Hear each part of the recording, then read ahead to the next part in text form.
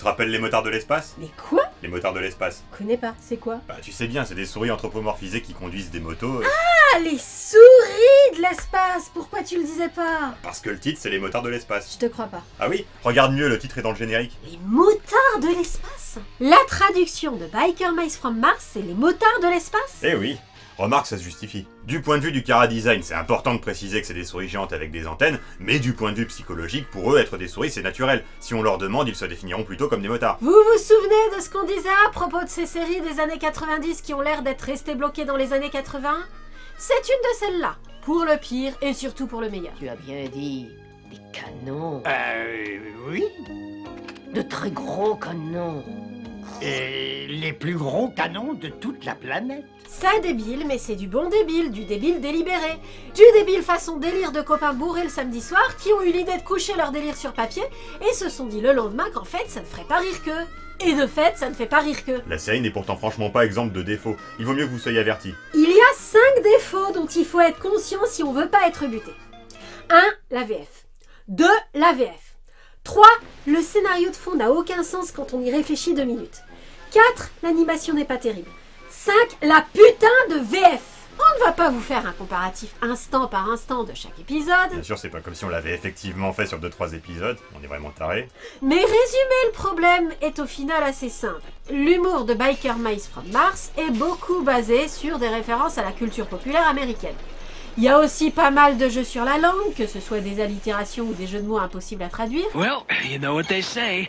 The bigger they are, the harder they fall. Fall. I thought this was winter. Oh, man. Là où les traducteurs de Mr. Mass, Phineas et Ferb ou les Animaniacs auraient choisi de remplacer ces blagues intraduisibles par d'autres, les traducteurs de Biker Mice from Mars ont choisi de ne rien faire du tout. C'est-à-dire qu'à la place des blagues, soit ils ont mis des phrases génériques sans intérêt, soit ils ont laissé un silence, soit ils ont carrément mis une réplique sans queue ni tête. Plus on est grand, plus on tombe de haut. Ouh là là, qu'est-ce qui nous arrive? Oh là là. Ouh là là. En regardant, on repère assez rapidement quand une blague a été coupée à la traduction. C'est chaque fois qu'on a envie de lever le sourcil et de dire « Hein ?» C'est souvent. Très souvent. Le pire, c'est que quand on vérifie, on remarque que les blagues parfaitement traduisibles subissent le même sort que les blagues intraduisibles. Not quite the finish I had in mind. Au point qu'on se demande si les traducteurs n'ont pas simplement cherché à dissimuler qu'il s'agissait d'une série humoristique. Mais si c'est ça, c'est absurde parce que c'est impossible à dissimuler. C'est l'histoire de souris anthropomorphisées avec des antennes combattant un pollueur extraterrestre déguisé en industriel humain, dont le but est de piquer toutes les ressources de la Terre au nez et à la barbe de ses habitants, et qui envoie à nos héros des mercenaires à l'aspect improbable pour y parvenir, chaque épisode se terminant par la destruction de l'immeuble de notre industriel extraterrestre, lequel immeuble est reconstruit dès l'épisode suivant. En outre, ça ne fait même pas semblant d'être autre chose qu'une parodie des Tortues Ninja, sachant que les Tortues Ninja c'est déjà parodique. Pour le fait de ne pas faire semblant, ok, d'autant que la série n'hésite pas à faire référence à sa source d'inspiration. Oh non, ne me dis pas que tu veux réellement des jouets qui ressemblent à des reptiles, c'est pas vrai. Ils sont totalement nuls. Mais il y a quand même des divergences assez conséquentes. Les héros n'étant pas des mutants mais des extraterrestres, ils n'ont pas spécialement de raison d'être complexés de ce qu'ils sont, ni de vouloir être acceptés par les humains auprès desquels, de toute façon, ils n'ont pas l'intention de rester éternellement. Du coup, le thème de la cohabitation entre espèces et de la peur de ce qui est différent n'est pas abordé dans la série. Il faut dire que comme ce sont des motards, ils portent leur casque quand ils rencontrent des humains. Ouais, les humains sont pas observateurs. Ils ont des queues, bordel, et elles sont très visibles. C'est pas comme s'ils les enroulaient autour de leur taille façon Saiyajin. En outre, ils ne sont pas adolescents. Ce sont des vétérans de guerre dans la force de l'âge qui en ont vu des vertes et des pas mûres, et qui, au lieu d'en être traumatisés, en ont gardé une rage de vivre qui est la source de leur dynamisme. C'est vrai, mais si tu le dis comme ça donne l'impression que c'est sérieux comme série. Juré, non, c'est tout le contraire de sérieux. Il y a une raison scénaristique au fait que les personnages se conduisent comme ils se conduisent, mais ça n'empêche pas leur conduite d'être un gag. Tout ce qu'on dira sur le scénario donnera une impression de sérieux. Les bases sur lesquelles la série repose se prêtent tout à fait à un développement bien sombre et cérébral façon Gargoyles. Mais les motards de l'espace, ça se veut déjanté. Déjanté au point de sacrifier la cohérence scénaristique même quand c'est pas indispensable. Ce qui fait qu'il nous a expliqué au début de la série que nos héros sont restés prisonniers pendant des années, et que leurs proches n'ont aucune idée de ce qui leur est arrivé, ils atterrissent sur Terre avec un vaisseau volé à leur ennemi et viennent tout juste de s'évader, alors qu'à la fin de la série on apprend que finalement ils ne sont restés prisonniers que quelques heures, que leurs proches savent parfaitement ce qui leur est arrivé, et qu'il n'y a plus vraiment de raison pour qu'ils aient atterri sur Terre à bord d'un vaisseau ennemi. Franchement, la série ne serait pas moins drôle si le scénario restait le même tout du long. C'est ce dont je parlais quand je disais que cette série était restée dans les années 80. Elle fait preuve d'une désinvolture éhontée et n'hésite pas à négliger la cohérence pour se concentrer tout entière sur les faits. Du coup, comme je vous disais, faut pas trop réfléchir à si l'histoire a du sens. Par contre, ce qui est déjanté, l'est à fond les manettes. À fond les manettes! Faisons semblant que le pitch de base est respecté tout du long pour faciliter notre travail de présentation. Nos héros viennent de Mars, qui, dans cet univers, est une planète tout à fait viable peuplée de souris humanoïdes dotées d'antennes qui leur permettent de transmettre des images télépathiques à autrui. Ça doit servir en tout et pour tout 3 fois dans la série, mais bon. Le quotidien idyllique de ces sympathiques créatures à fourrure qui sont appelées rongeurs de Mars dans les premiers épisodes a basculé le jour où un envahisseur poissonneux et pollueur décide de s'emparer des ressources de leur belle planète. Bon, en fait, ils les ont pas exactement envahis. Ils ont surtout acheté tout le terrain de Mars, sans prévenir les autochtones que le projet était d'en exporter tous les sous-sols sur leur planète. Non, ça n'a pas plus de sens dans le contexte. Ces envahisseurs sont les Plutarchiens. Ils viennent de Plutarque. Nos Martiens résistent vaillamment mais ont au fait succombé sous le nombre. La planète est dévastée, et les prisonniers de guerre utilisés comme cobayes par un savant fou à la solde des Plutarchiens, Carbuncle... Mais attends, pourquoi un humain travaillerait pour les Plutarchiens? C'est pas un humain. Je sais bien qu'il a une tête bizarre, mais quand même... Non, c'est pas ça. Les humains, comme les Martiens d'ailleurs, ont des mains à 5 doigts. Carbuncle a des mains à 4 doigts, comme les Plutarchiens. Et autant il y a des Plutarchiens qui ont 5 doigts par main quand ils sont déguisés en humains, autant le cas de figure inverse ne se présente jamais, sauf si on suppose que Carbuncle est humain. Il est donc plus logique de penser que ce n'est pas un humain. C'est pas forcément un Plutarchien non plus, mais ce n'est pas un terrien parce qu'il n'a pas 5 doigts. Quoi qu'il en soit, 3 de ses cobayes, en réalité anciens membres de la brigade motorisée martienne fait prisonnier par l'ennemi et confié à Carbuncle, réussissent à s'évader en volant un vaisseau plutarchien après un temps de captivité dont la durée varie selon les épisodes. Suite à une course-poursuite mouvementée dans l'espace, ils échappent à leurs poursuivants et s'écrasent sur Terre, à Chicago pour être plus précis. Ils arrivent sur notre planète alors que celle-ci est en proie à l'invasion plutarchienne. On ne sait pas depuis combien de temps. L'armement des terriens inquiète visiblement plus les Plutarchiens que celui des rongeurs de Mars. C'est pourquoi, au lieu d'acheter toute la planète en une fois comme ils ont fait sur Mars, ils ont choisi de l'acheter bout de terrain par bout de terrain et en se déguisant en terrien, ce qui prend plus de temps. Donc, bien que tout à leur joie d'être vivants et libres, nos 3 Martiens remarquent immédiatement que certains quartiers de la ville où ils viennent d'atterrir sont dévastés de la même manière que les Mars. Pour cause, le Plutarchien chargé de l'invasion de Mars, Limburger, est maintenant sur Terre, déguisé en terrien, et rachète progressivement tous les vieux quartiers de la ville pour les détruire, récupérer leurs matériaux et les téléporter sur Plutarque. Quel type de matériaux? Tout type. Les Plutarchiens ont visiblement été au même cours de développement durable que le grand stratégaire, puisqu'ils ont tout gaspillé et ont besoin de tout. Terre, bois, eau, métal, pétrole, tout et surtout n'importe quoi. Ce qui est bien parce que du n'importe quoi, Chicago en a plein. Parcourant ces quartiers en ruine avec leur moto, nos Martiens finissent par trouver une bâtisse encore debout. Coup de chance pour ces motards de l'espace, il s'agit d'un garage, très justement et très modestement appelé garage de la dernière chance. Sa propriétaire est la dernière du voisinage à refuser encore de vendre son terrain malgré les promesses et les menaces. Il faut dire que cette fille, c'est un mix entre Chuck Norris et MacGyver, et elle n'a besoin de personne puisqu'elle s'appelle Charlie Davidson. Rien du tout. Cette blague a été retirée en VF puisqu'à quelques exceptions près, il prononce Charlie. Quoi qu'il en soit, nos souris de l'espace s'interposent entre Charlie et l'armoire à glace envoyée par Limburger pour la convaincre de vendre, et du coup, ils sympathisent tout de suite. Enfin, tout de suite après qu'elle se soit remise du choc de voir débarquer 3 extraterrestres dans son garage et d'apprendre que le riche industriel qui essaye d'acheter son terrain est un extraterrestre aussi. Les motards de l'espace décident que quitte à avoir atterri à Chicago, autant reprendre leur boulot de résistant à moto et déjouer un à un tous les plans de Limburger pour téléporter les ressources terrestres sur Plutarque. Voilà pour le pitch de base, mais vous attendez pas trop à ce que les plans en question aient du sens ou à ce que la façon de les déjouer soit raffinée. En fait, attendez-vous à ce que la solution soit presque toujours de foncer dans le tas. Et vous attendez pas non plus à ce que la série se donne autant de peine que nous à résumer la situation dans le détail en prenant bien le temps de tout expliquer. Il n'y a pas d'incohérence majeure dans le background qui nous est expliqué dans le premier épisode, les incohérences viendront plus tard, mais ce background est archi expédié, la série préférant se focaliser sur les blagues et les cascades des héros. Mais présentons un peu notre équipe de choc. Il y a le comique athlétique et vantard, le costaud taciturne, et le normal un peu plus intelligent que les autres et qui a des lunettes. En VF, il est assez difficile de retenir leurs prénoms parce qu'à part le vantard qui parle de lui à la 3e personne, il ne les prononce jamais avant plusieurs épisodes. Et encore, même pour le vantard, c'est pas aussi simple. Il commence la série en s'appelant Vinny, puis pouf, d'un coup, sans transition, c'est Vincent. Ce qui, vérification faite, est son nom en VO, mais je vous jure que la transition est si abrupte que pendant un moment on a cru que Vincent était le nom que Vinny donnait à sa moto. Ça aurait été possible, les motos en question sont dotées d'une intelligence artificielle qui leur permet d'agir de leur propre initiative quand leur propriétaire n'est pas là, et elles ont des noms puisque celle du beau ténébreux s'appelle Mustang. Et du coup, le fait que Vincent Vinny parle de lui à la 3e personne façon Alain Delon n'aide pas des masses. Il reste possible de décider qu'il a soudain réclamé qu'on cesse de l'appeler par son surnom parce qu'il fait plus gamin que son vrai prénom. Il y a un épisode tardif qui sous-entend très vaguement qu'il est légèrement moins âgé que les autres et un peu complexé par ça. Je serais toi, je me méfierais des informations qui sont données dans les épisodes tardifs.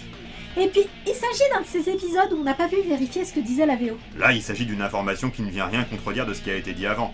Et tant pis si c'est qu'en VF, vu que l'incongruité est résolue par cette info, ce n'est qu'en VF aussi. De toute façon, son vrai nom est Vincent dans tous les cas, même si Vinny lui va mieux, donc autant continuer à l'appeler Vincent. Je promets rien. Appeler Vinny Vincent, pourquoi pas appeler la série Les Motards de l'espace? Vincent est le nom d'une marque de moto britannique du début du XXe siècle. Ils ont tous les trois des noms en rapport avec les motos. En fait, tous les rongeurs de Mars ont des noms en rapport avec les motos et tous les Plutarchiens ont des noms en rapport avec le fromage, parce qu'ils puent et des poissons. Donc Charlie est une souris martienne puisque son nom est en rapport avec les motos. Oui, autant qu'Elisa Maza est une gargouille. Mais revenons à Vincent. S'il porte un masque sur la moitié de la figure, ce n'est pas pour séduire ces dames en imitant le fantôme de l'opéra, c'est parce que, à l'instar du fantôme de l'opéra, il est défiguré en dessous, merci Carbuncle. Ça ne l'empêche pas d'être très fier de son aspect, peut-être même que c'est par défi envers ce qui lui est arrivé qu'il se montre particulièrement fier de cet aspect. Tu te rappelles ce que j'ai dit? Si tu le présentes comme ça, ils vont croire que c'est une série sérieuse. Oui, si vite Vincent est aussi vantard, c'est en réaction au fait que la moitié de son visage a été détruite. Mais c'est le résultat qui compte, et le résultat, c'est qu'il a fait de l'autopromotion un art de vivre. Vinny, lui, a donné une partie de sa tête. C'est pourquoi il porte un masque. Oui, mais ce n'est pas grave, parce que ce qu'il reste dépasse largement la moyenne. Quelles que soient les circonstances, tout ce qui sortira de sa bouche sera un slogan publicitaire à sa louange. C'est de ça qu'on parle quand on dit qu'il parle de lui à la troisième personne. Étant toujours en train de se donner en spectacle, il est le plus agité des trois. C'est le Michelangelo du groupe. Mais attention, ça ne veut pas dire que les deux autres sont plus calmes.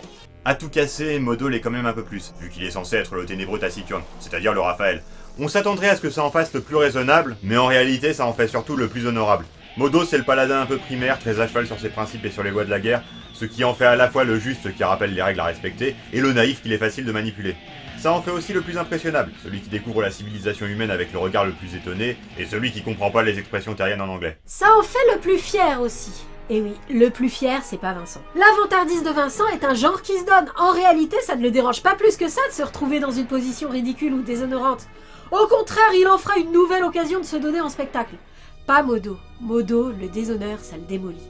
C'est la solution que la série a trouvée pour en faire ce qui ressemble plus à un Nemo sans pour autant aborder la question de la torture et de la guerre. Ça aurait été faisable. Déjà parce que, comme ses deux autres amis, il a été mutilé pendant sa captivité. Mais sa mutilation lui a valu de se faire greffer un super bras bionique, bien pratique quand il ne tombe pas en panne, mais qui quand il tombe en panne est surtout une occasion de faire un épisode sur l'orgueil blessé de Modo qui se sent inutile.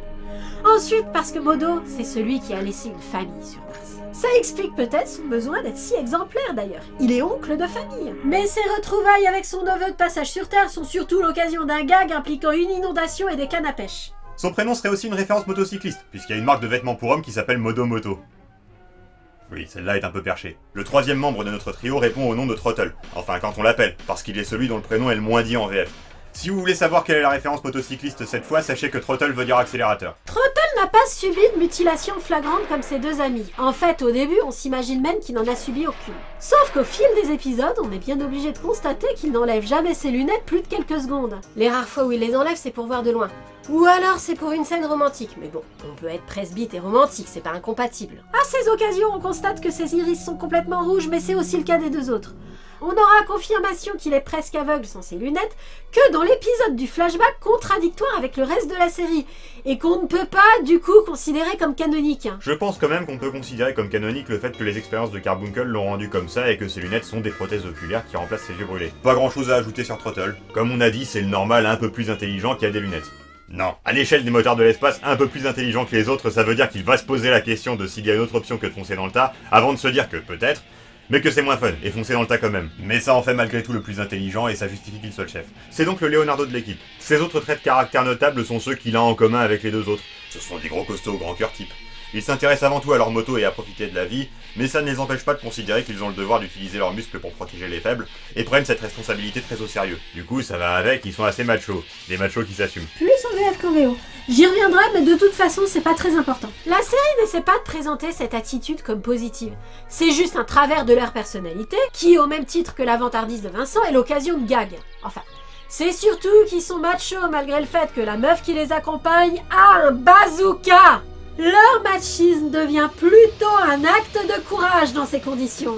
Charlie se retrouve très souvent dans la position de la demoiselle en détresse, bazooka ou pas. C'est une histoire de héros qui n'ont rien dans la tête et tout dans les bras. Le scénariste n'a pas 36 000 options pour leur donner l'occasion de se mettre en valeur.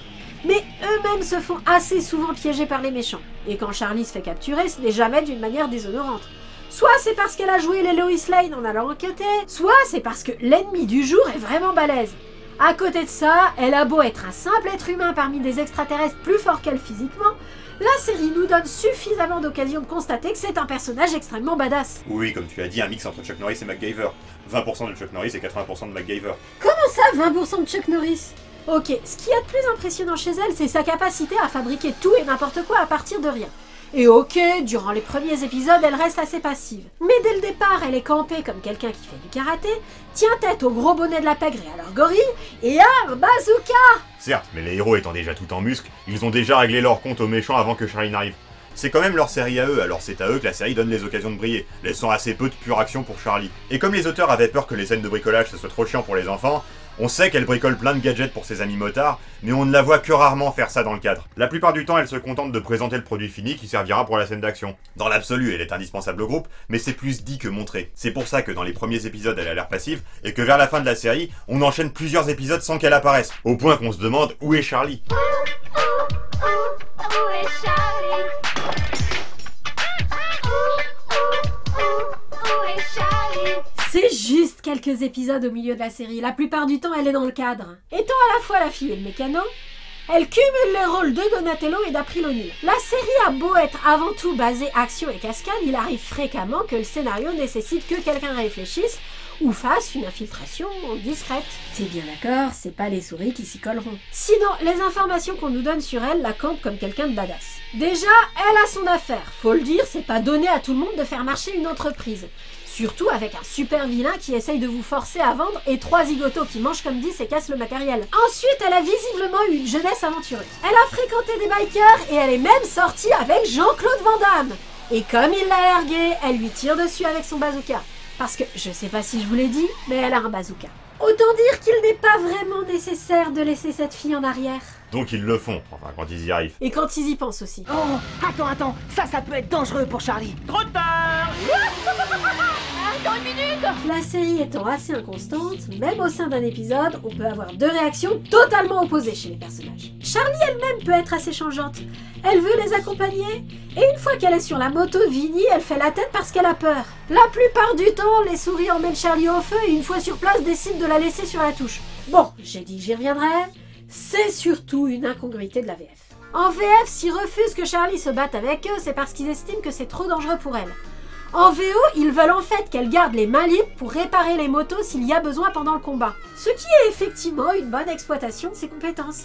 Elle a beau avoir un bazooka, les combats sont en général plus une question d'endurance que de puissance de feu, et les héros ont davantage besoin d'être maintenus en état que d'être soutenus par des tirs de mortier. Ce qui est aussi la bonne stratégie puisqu'elle est capable de te fabriquer n'importe quel gadget avec n'importe quoi qui lui tombe sous la main et de te fournir en nouvelles armes au fur et à mesure du combat. De toute façon, quelle qu'en soit la raison, cette histoire d'emmener Charlie, c'est comme tout le reste de la série. Juste un prétexte pour avoir des scènes rigolotes où les héros se chahutent, et où Vincent expulse Charlie de sa moto à la manière du marsupilami.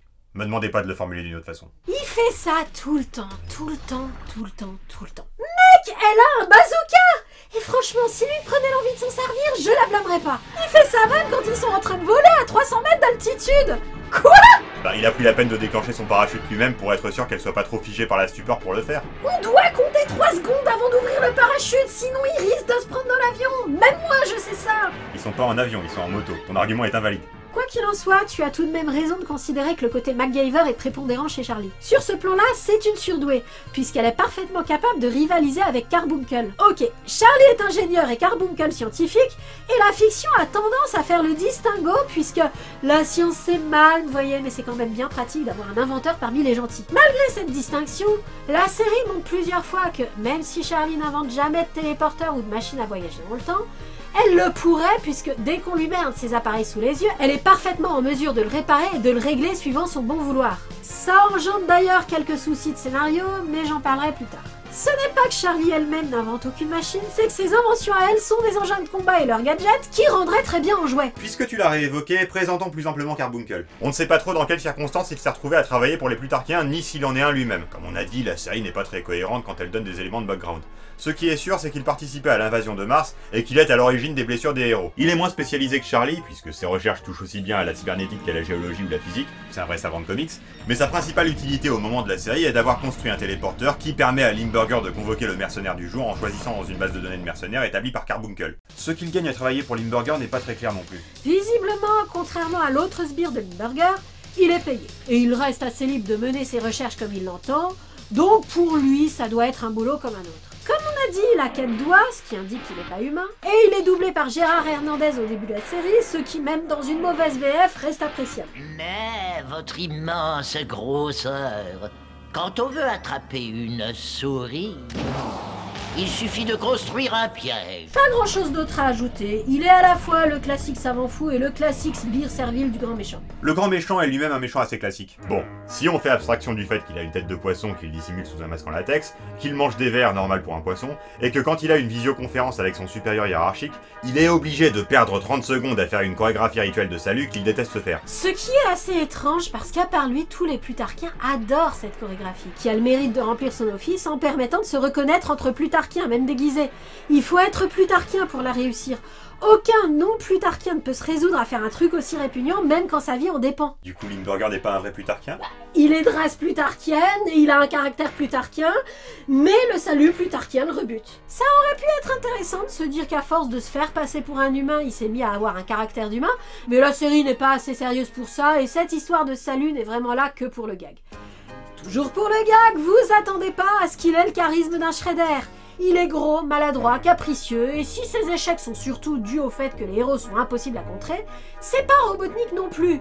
Il a l'œil pour choisir ses mercenaires, et ses plans sont aussi crédibles qu'on peut l'être dans une série avec des souris sur des motos, mais il n'est pas plus intelligent que ça n'est nécessaire au scénario. Sa qualité la plus notable, ce serait l'imagination. Le style de ses plans est très varié, ça peut aller de vider le lac Michigan de son eau à faire voter les morts. Va savoir ce que le spectateur enfant comprend à ça. Limburger, sa couverture, c'est d'être un homme d'affaires qui envisage une carrière politique, et il joue très bien ce rôle. Mais du coup, les épisodes sont parsemés de notions un peu absconses pour les enfants, comme les réformes sociales ou le fait de faire voter les morts. Et en troisième méchant récurrent, il y a ce gars, dont le nom change tout le temps en français. On va l'appeler Tad Grace, c'est la meilleure traduction de son nom d'origine. Et c'est pas graisse dans le sens il est gros, non, c'est graisse dans le sens de l'huile de moteur lui dégouline des bras en permanence. Il en sécrète à partir de rien, c'est comme un super pouvoir, mais ça ne sert jamais vraiment de manière utile, c'est juste visuel. D'après le fameux flashback de fin de série dont la canonicité est douteuse, c'est un alien, mais ses 5 doigts et son rapport à la planète Terre indiquent plutôt qu'il est humain. Tad Grace, c'est pas Bebop ou Rocksteady, c'est pire que ça, c'est dur. Il est tellement con et incompétent que la seule raison pour laquelle Limburger le garde, c'est qu'il est assez con pour ne pas demander à être payé. Pourtant, il ne manque pas d'ambition, puisque son deuxième projet professionnel est de devenir sénateur. Renvoyez! Tant pis, maintenant je peux essayer d'obtenir ce siège de sénateur comme maman a toujours voulu. Ça devait être super drôle à l'époque. Il n'y a pas grand chose à dire sur les méchants et il n'y a pas besoin qu'il y ait plus de choses à en dire. La série est portée par les héros et la dynamique de leur groupe, qui est la même que celle des Tortues Ninja, mais à la puissance 1000 et avec les pizzas remplacées par des hot dogs. Les héros ne sont pas des caricatures de leur modèle, c'est juste qu'ils sont dans une série encore plus déjantée qui ose encore plus être débile pour le gag. Comme j'ai dit, c'est débile de la bonne façon. Et en plus, ça fait exprès de l'être. La preuve, à chaque fois qu'on est tenté de dire « Attends, mais c'est n'importe quoi là », il y a un personnage qui le dit à notre place. Hey! Est-ce que ça vous dérangerait de passer par les portes? Le caractère décomplexé fait qu'il y a une très bonne dynamique de groupe. Les héros sont unis par le goût de l'action, des cascades et de l'art de foncer sans réfléchir. Oui, même Charlie. Malgré le fait qu'on la tienne à distance, plus encore en VF où les héros la vous voient pendant plusieurs épisodes, et malgré le fait que son rôle est d'être le personnage raisonnable, elle est quand même sur la même longueur d'onde que ses compagnons à fourrure. Le groupe fonctionne, leur complicité est mise en scène au travers de leur extrême synchronisation quand ils sont sur le terrain. Attention, manœuvre numéro 3. Défense méga laser numéro 22. Pour essayer la charge numéro 1. Oui, ça peut fonctionner. Quand même, ils sont un peu ridicules à appeler toutes leurs manœuvres avec des numéros. Sinon, dans cette série, on retrouve l'épisode type numéro 4, l'épisode type numéro 8, et il y a pas mal de vérités fausses numéro 2 entre Vincent et Charlie. Non, c'est pas la vérité fausse numéro 2. C'est juste du marivaudage en règle. C'est pas la seule intrigue romantique qu'il y ait dans cette série, mais comme c'est la principale, elle se doit d'être à l'image du reste de la série. Dans les premiers épisodes, ceux où les souris vous voient Charlie en VF, On croit que Vinny drague Charlie parce qu'il est le vantard, donc le dragueur, même si on est un peu étonné qu'il s'intéresse aux femelles humaines. Et puis, les épisodes passent, et faut bien admettre que c'est pas juste de la drague qu'il est réellement amoureux. Sauf que l'amour, c'est un sujet sérieux, et qu'il n'est pas question pour la série d'être sérieuse. Elle doit donc trouver un gag qui n'aille pas à l'encontre de la sincérité des sentiments mis en scène, ni de leur réciprocité, sinon ce serait triste. Donc, le gag, c'est le marivaudage. Tous les dialogues amoureux sont un échange de vannes où la fille ne repousse pas les avances du garçon, mais les contre-argumente pour obliger son soupirant à déployer encore plus de trésors d'éloquence dans son discours de séduction. Vu de loin, effectivement, ça fait vérité fausse numéro 2, mais quand on regarde mieux, on voit que ces deux-là s'amusent vraiment beaucoup de leur duel rhétorique, et que ce ne sont jamais de vraies disputes. Bon, le résultat, c'est que Charlie ne dit jamais ni oui ni non à Vincent. Ça n'a pas l'air de la déranger outre mesure de se faire draguer, et c'est vrai qu'échanger des vannes avec lui a l'air de beaucoup l'amuser. Mais autant on a l'occasion de voir que Vincent perd les pédales quand on menace Charlie, autant on n'a pas de scène similaire qui montrerait que les sentiments de Charlie sont aussi sérieux que ceux de Vincent. Elle accepte aussi les avances d'autres garçons après tout. Oui, le marivaudage est une recette qui a ses limites. Mais Charlie perd de sa superbe quand elle réalise que Vincent va partir pour toujours. Et puis, c'est toujours sur sa moto à lui qu'elle monte, malgré le fait qu'ils finissent toujours par l'en expulser. Avec sa queue. En outre, si les scénaristes n'avaient pas eu l'intention de faire de cette romance une vraie romance, je ne pense pas qu'ils auraient incarné Charlie et Vincent en Roméo et Juliette dans l'épisode où nos héros sont projetés dans les œuvres de Shakespeare. Ça a du sens dans le contexte. Ok, mais ça reste un peu étrange qu'il n'y ait rien de plus explicite. En fait, c'est exactement ce que je voulais dire quand je disais que cette intrigue est à l'image du reste de la série. Pour construire son humour, la série n'a pas choisi de faire des intrigues à peu près sérieuses dans un univers déjanté, comme Funky Cops. Elle a choisi d'avoir des intrigues déjantées sur un pitch de départ à peu près sérieux. Du coup, le côté sérieux de cette série, c'est service minimum. Et encore, le minimum serait d'être cohérent. Le pire, c'est que ce serait pas bien difficile. En soi, il n'y aurait pas de contradiction dans le scénario si on se contentait de raconter l'histoire de souris coincées sur Terre qui, quitte à être là, empêche le méchant de gagner. C'est dès qu'on essaye de nous faire croire que les héros ont un objectif à long terme que les choses se gâtent. En tout cas, que ça se met à soulever des questions. Bon, en même temps, l'objectif en question est introduit tardivement. Il y a d'abord une scène incompréhensible au début d'un épisode où les motards de l'espace débarquent chez Limburger au petit matin pour lui annoncer que maintenant ça suffit, ils l'emmènent devant la justice, et on se demande s'ils peuvent faire ça, pourquoi ils le font que maintenant et pourquoi ils essayent pas après avoir été éjectés une première fois de l'immeuble. On se demande aussi comment ils comptent prouver aux autorités de quoi Limburger est coupable, mais ça on finit par avoir la réponse dans le triple épisode de fin de saison. Par l'emmener devant la justice, ils veulent dire l'emmener devant la justice martienne, ce qui est en fait très facile puisque Carbuncle a un téléporteur et qu'on peut pénétrer dans le laboratoire de Carbuncle comme dans un moulin. Du coup, pourquoi ils font ça que maintenant ? On ne saura jamais. C'est d'autant plus un problème que cet épisode a introduit le fait que nos héros ont laissé amis et famille sur Mars pendant tout ce temps et qu'ils ne leur ont jamais fait savoir où ils étaient, ce qui leur était arrivé et qu'ils étaient en vie. Ça se justifiait tant qu'ils étaient coincés sur Terre, mais apparemment ils ne sont pas si coincés que ça et du coup le côté tragique ne marche pas aussi bien qu'il devrait. Plus quand même que le sacrifice qu'ils font à la fin du triple épisode en retournant sur Terre, abandonnant de nouveau femmes et enfants. Même si Limburger renforçait la sécurité dans le laboratoire de Carbuncle, il est maintenant établi que Charlie est capable de réparer le téléporteur. Même si ça veut pas dire qu'elle est capable de le reproduire, ça veut dire qu'elle est assez douée pour proposer des solutions. Elle devrait être au moins capable de fabriquer un téléphone subspatial pour que Trottle puisse parler à sa petite amie. En outre, à partir de la saison 2, les résistants martiens commencent à voler très régulièrement des vaisseaux plutarchiens pour rendre visite à leurs amis sur Terre. 36 000 solutions existent à cette situation. La question n'intéressait pas les scénaristes, mais l'épisode n'est pas mauvais pour autant. Toute question de cohérence mise à part, puisque sur ce point-là on a compris qu'on n'obtiendrait pas grand-chose, ce n'est pas raté, c'est juste service minimum.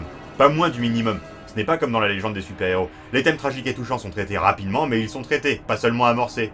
On évoque juste ce qu'il faut, ce que les héros peuvent ressentir en revenant enfin sur leur planète, en étant pris pour des traîtres par leurs proches qui ne s'expliquent pas leur longue absence. On aborde la question du traumatisme que les héros ont pu subir quand ils étaient prisonniers et torturés, et de combien leur désinvolture d'aujourd'hui est leur mode de survivance, mais on ne s'attardera pas dessus. Il n'était absolument pas indispensable à cette série d'avoir un background de série sérieuse.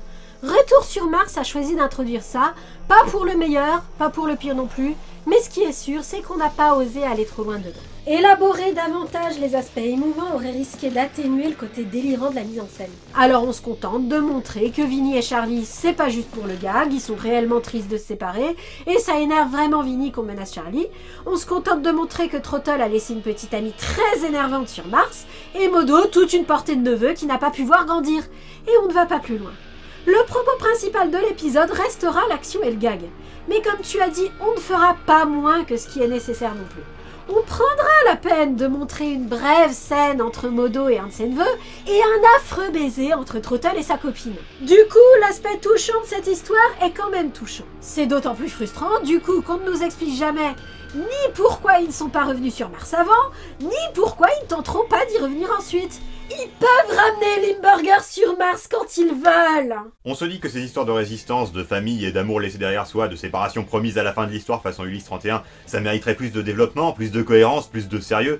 Ça justifie de vouloir un reboot. Mais on ne le répétera jamais assez, l'intérêt de la série, c'est d'être du délire à l'état pur. Les aspects sérieux ne sont pas suffisamment intéressants et originaux en tant que tels. Les motards de l'espace, ça doit être une série où l'épisode commence par une invasion de zombies provoquée par un extraterrestre déguisé en entrepreneur qui veut faire voter les morts, et se termine par un immeuble qui plonge dans l'océan et part à la nage. S'il y a des petites amies qui attendent sur Mars ou des adieux déchirants, il faut qu'ils soient juste assez sincères pour toucher, mais qu'ils aient la décence de rester discrets. Rien ne doit entraver le délire. Après ce triple épisode commence la saison 2. La saison 2 est un peu plus faiblarde, en tout cas dans ses premiers épisodes. Les intrigues sont plus simples, la VF change de voix, et il y a moins de gags. Mais le plus frappant, c'est la soudaine surabondance des épisodes des images recyclées.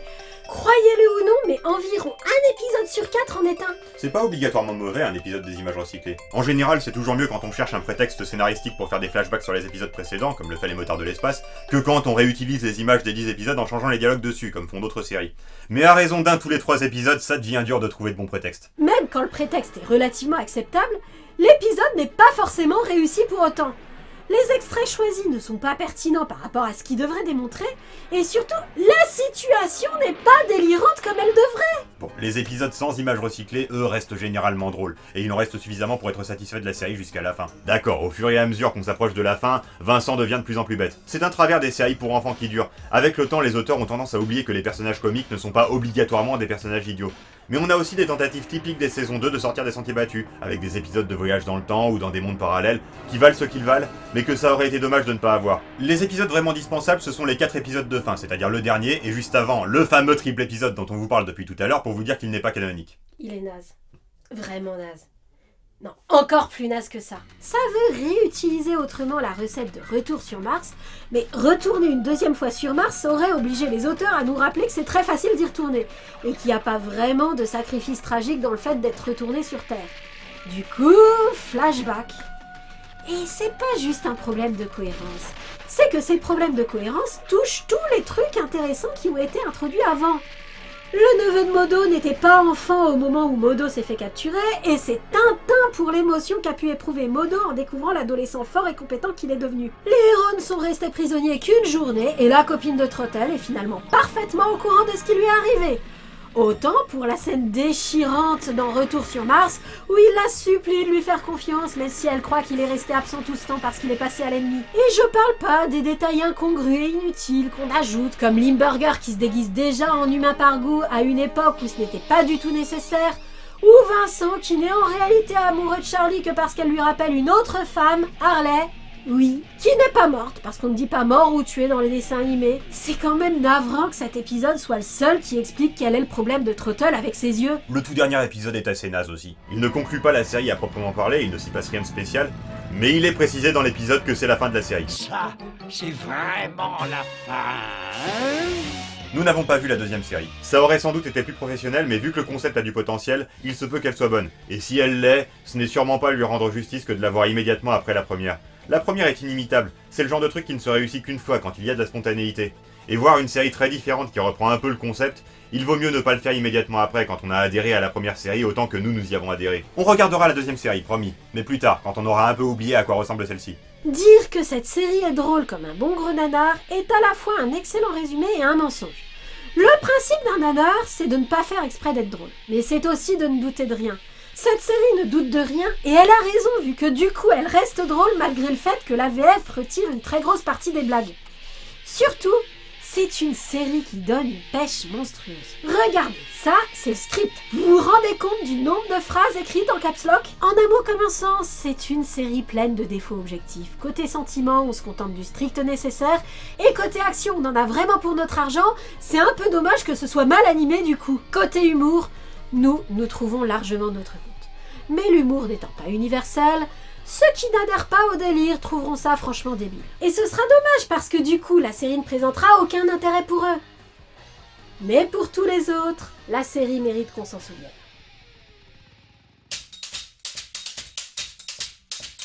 C'est une très longue histoire. Notre planète a été envahie par une race de batraciens dégénérés, les Plutarchiens.